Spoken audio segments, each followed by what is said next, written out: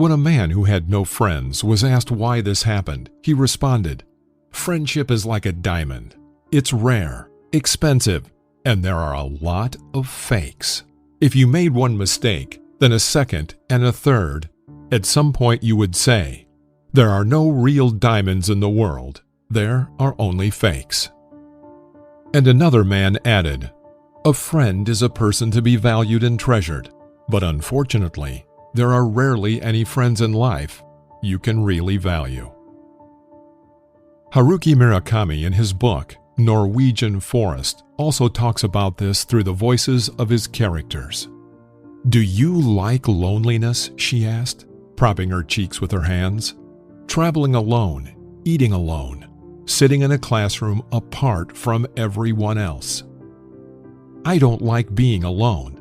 I just don't make any extra acquaintances," I answered. "I don't want to be disappointed in people." There's a wonderful and sad parable about the friendship of a boy and an apple tree, and it's useful for everyone to know it, those who do not have friends and those who have them. Why?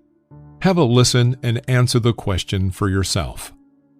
The little boy became friends with the apple tree in the forest. He often came to it, swung on its branches, ate the apples it gave him, made wreaths of the leaves, and imagined himself a real king of the forest. On a hot day, when he got tired of playing, the apple tree would shelter him from the sun and the boy would fall asleep in its shade. And the apple tree had faith in an honest and sincere friendship. Time passed. The boy grew up and began to visit the friend more rarely. He had new friends and new interests, but sometimes he still visited the apple tree. One day he came to it again, and the tree saw that he was very upset. "What happened to you, my friend?" asked the apple tree, looking into his eyes. "Why do you no longer play with me? Do not swing on my branches. Do not imagine yourself a king." "A king must have money, and I don't have any," the boy answered glumly. "Neither do you." "But I have apples. Take them and sell them. Then you will have money, and you will be my good and happy friend again." The boy plucked the apples, took them away with him and sold them. But he did not return to the apple tree, and it waited a long time for him, looking at the road where he always came to it. One day, he did show up, and again was unhappy with life. "Why did you take so long to come?" the apple tree asked. "I have missed you." "Because I have a lot of problems. Everyone has a family and children, and I can't have a family of my own because I don't have a home. What's the point of our friendship if you can't give me a home?" "I can," the apple tree replied.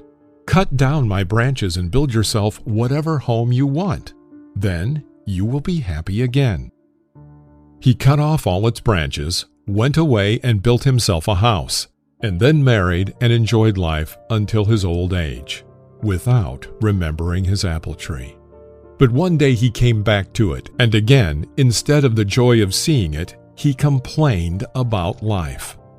"I'm sick of everything. I want to sail away somewhere so I don't have to see anyone.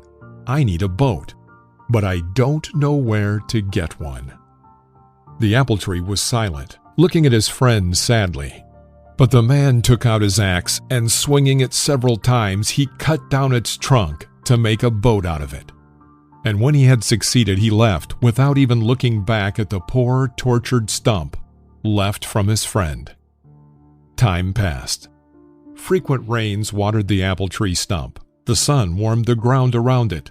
Wild animals sometimes climbed on it and rested, enjoying life. But the stump was not happy about anything.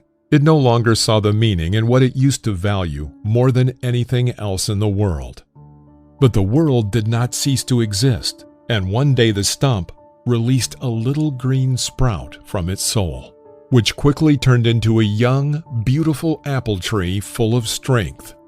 It began to live and again learned to enjoy every new day. But one day, a little boy came to it and said, "Hi, let's be friends." The apple tree trembled with all its branches but did not answer him. It no longer believed in honest and sincere friendship. George Carlin, American stand-up comedian, actor, writer, screenwriter, and producer, once said, "Inside every cynical person is a disappointed idealist. Who knows, maybe he used to be such an apple tree for someone too."